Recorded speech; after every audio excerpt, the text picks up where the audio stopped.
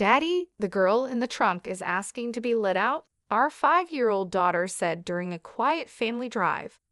Her innocent voice cut through the silence, making my heart skip a beat. I turned to my husband, trying to read his reaction. His face, which had been calm a moment ago, turned pale. I couldn't tell if he was trying to play dumb or was genuinely frightened by her words. He glanced back at our daughter through the rearview mirror, his eyes wide with fear. "That's a scary thing to say," he muttered, trying to dismiss it. "You shouldn't tell such lies." I glared at him from the passenger seat, feeling a knot of suspicion tightening in my chest. "Maybe we should pull over at the rest area," I suggested, my voice sharper than I intended. It had been 6 years since we got married.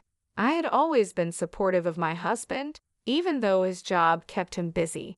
I had been the one holding things together at home, managing everything while he focused on his career. But now, with our daughter's strange words hanging in the air, I felt a chill of uncertainty. Was something dark about to be revealed?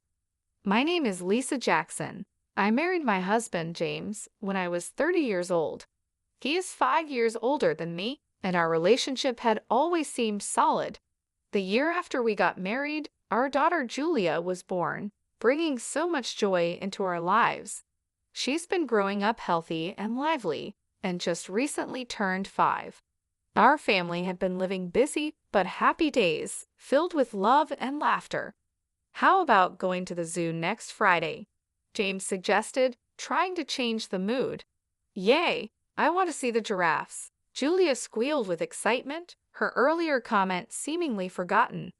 I couldn't help but smile at their cheerful conversation, feeling a bit of the tension ease away. James had always been a kind and loving husband. Since we started dating, he was attentive and caring, and that didn't change after we got married and had Julia.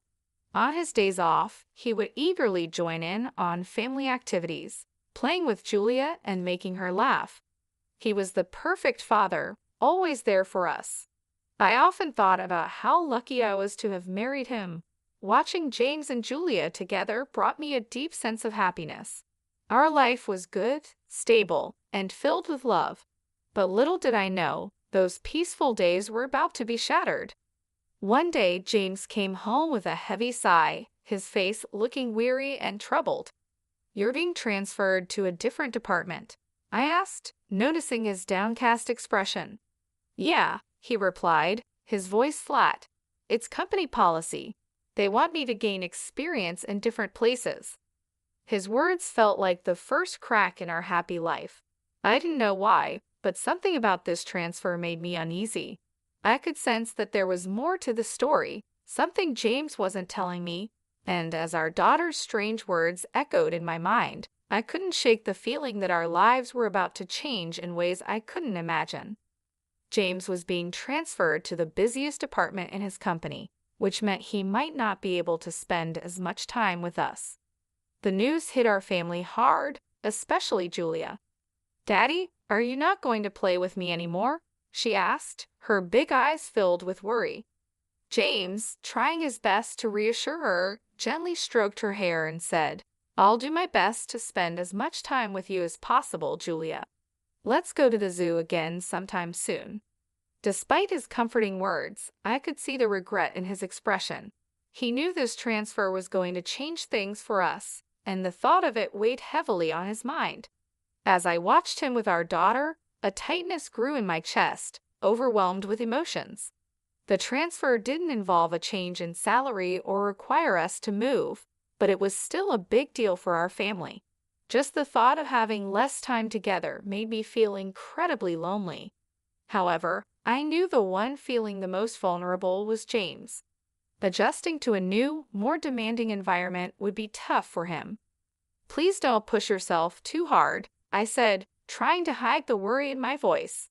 I knew James had a tendency to throw himself fully into his work, sometimes to the point of exhaustion. That's why I worried about him overdoing it, and unfortunately, my concerns turned out to be justified. At first, James managed to balance his work and home life. He still made time for family activities and found moments to rest, despite his busier schedule. But about a month after the transfer, everything changed. His time at home decreased dramatically. He started working overtime, often coming home late at night, long after Julia had gone to bed. It became more common for him to go out for drinks with clients, and he even began working on his days off. But there was something else that concerned me even more. One day, I cautiously asked him, "Hey, can you take a day off next Friday? Julia misses you, and you've been working too hard lately." James looked at me with a tired, frustrated expression. "Who do you think I'm working so hard for? Should I just turn down client meetings and risk getting fired?" he snapped. I quickly replied, "I didn't mean it like that. I'm just worried about you." "That's none of your business," he muttered, brushing me off. "Anyway, make sure you have money ready for next week's drinking party." His words stung, and I could see how much the stress was affecting him. James, who had always been kind and patient, was now irritable and short-tempered. He started taking out his frustrations on me more frequently, and I found myself walking on eggshells around him. What worried me even more was how he was spending money extravagantly, claiming it was necessary for entertaining clients. This new habit was beginning to impact our living expenses, adding financial stress to an already tense situation. Because I knew how kind he used to be, I was more worried than angry about his current behavior. It was clear to me that the pressure his new job was getting to him, and I feared he was going to collapse from overwork if things didn't change. I felt helpless, not knowing how to make things better for him or for our family. As the months passed, James's situation only worsened. 5 months after his transfer, he reached a point where he was coming home mostly just to sleep. Our conversations became brief, and the connection we once had felt distant. Julia, feeling the absence of her father, started to show signs of sadness. She often wore a forlorn expression, missing the time they used to spend together. Seeing her like that broke my heart. I knew we couldn't go on like this. I needed to find a way to help James before his relentless work schedule took an even bigger toll on our family. But I didn't know where to start, and the weight of it all was becoming too much to bear.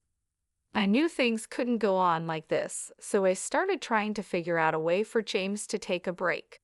He was clearly overwhelmed, and our family was suffering because of it.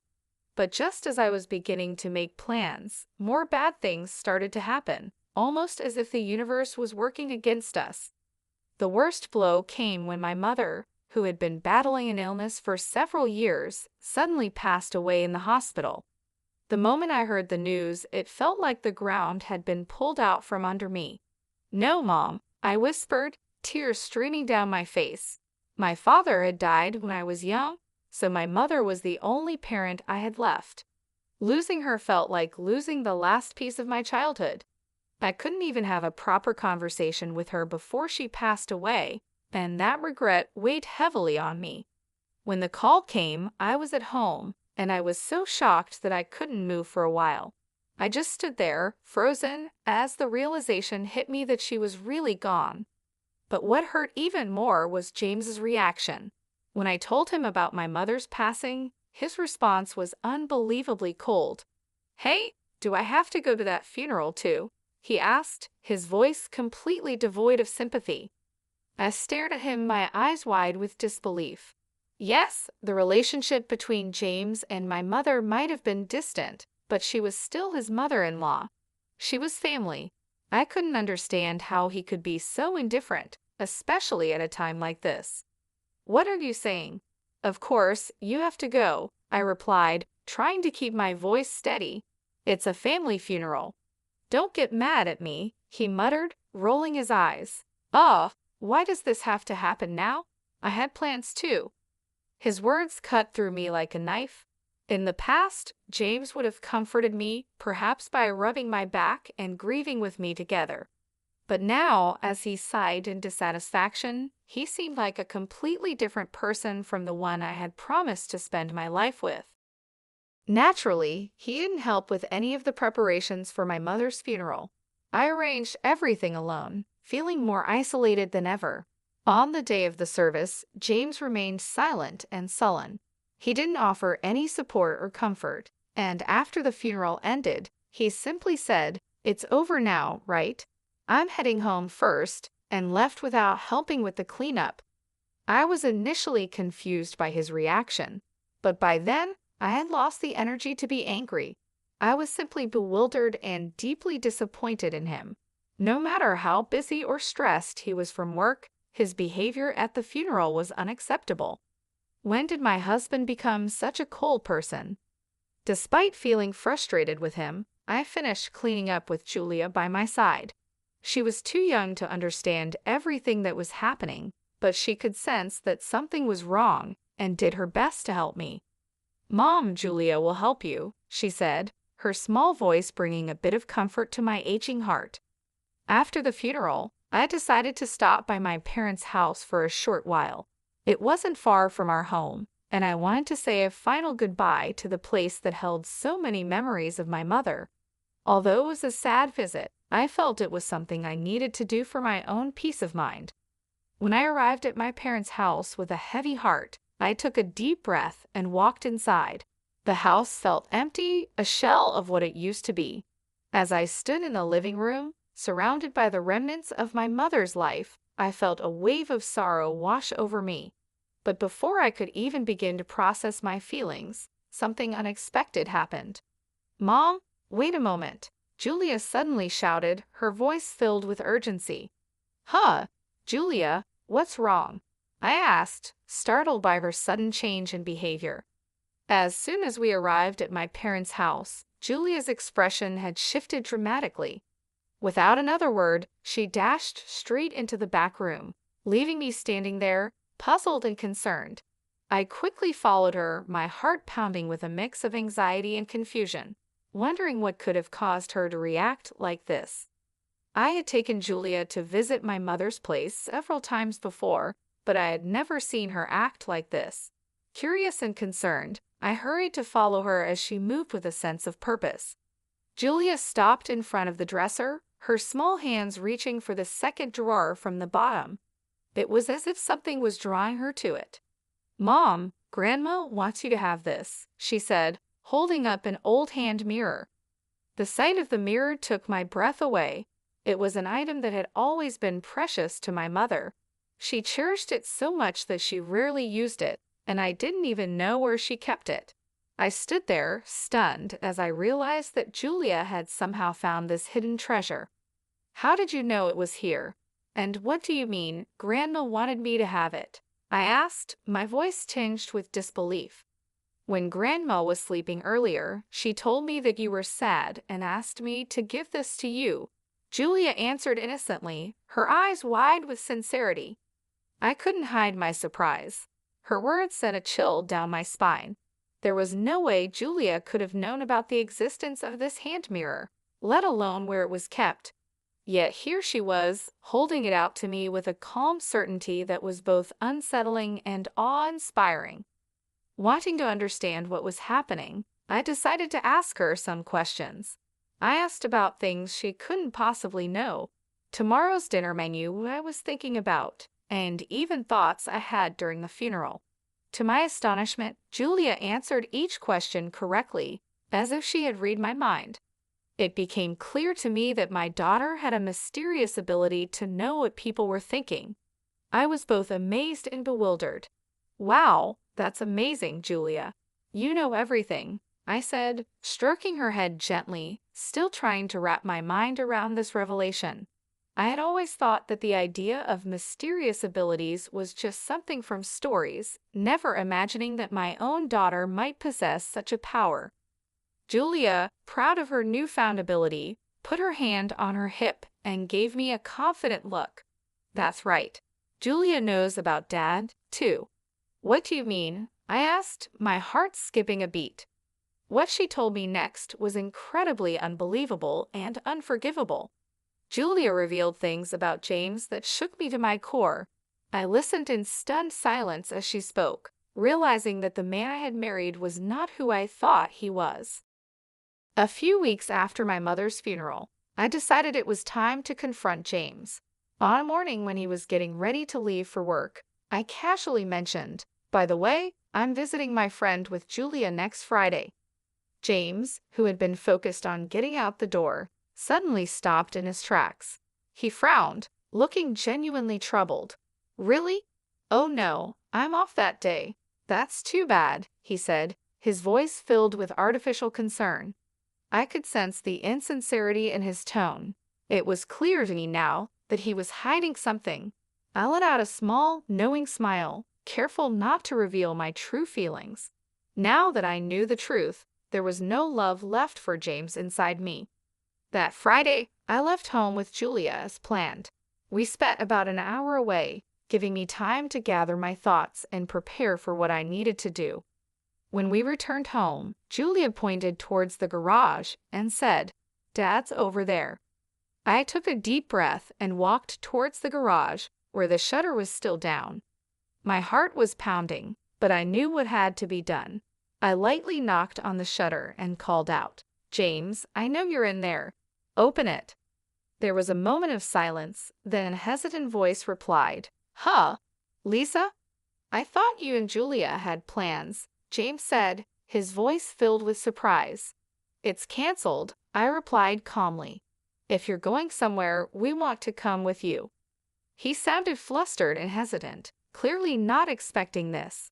"Oh, okay," he stammered, reluctant to open the garage shutter.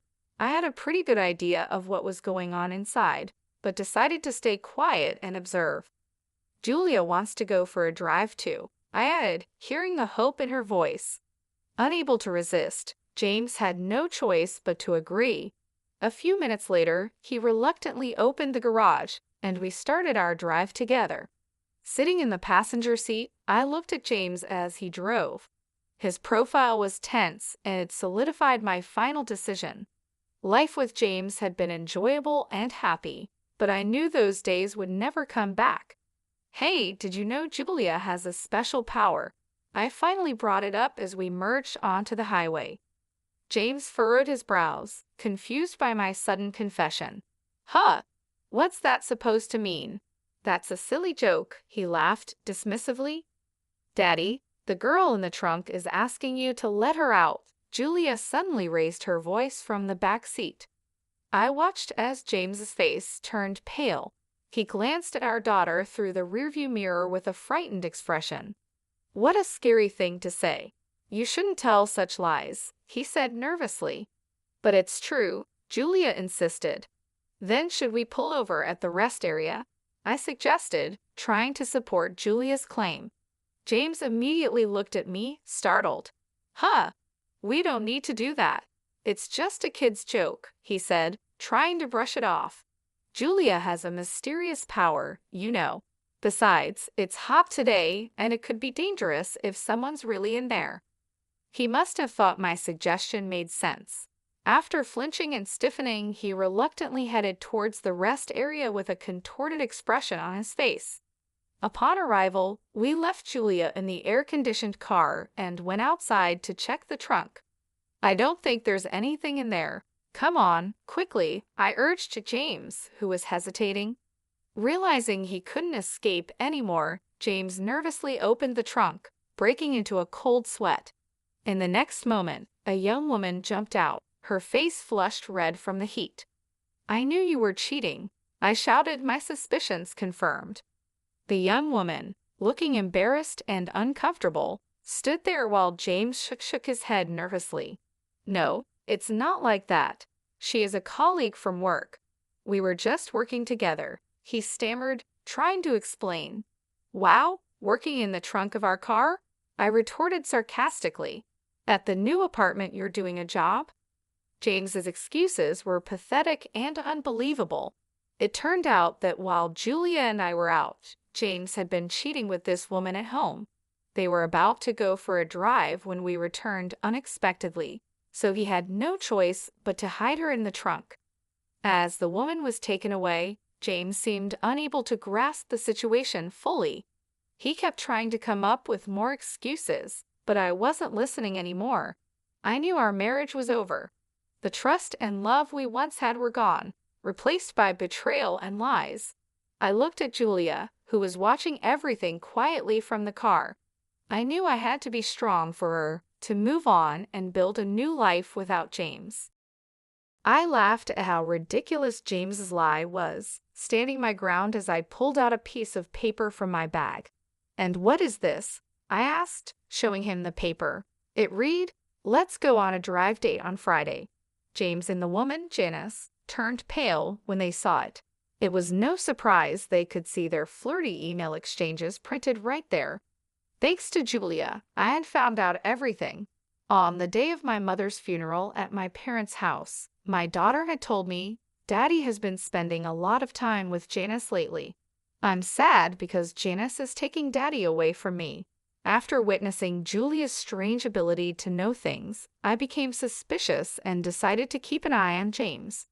Sure enough, I found undeniable proof of his affair on his phone, so I had made up the fake plan to catch him in the act.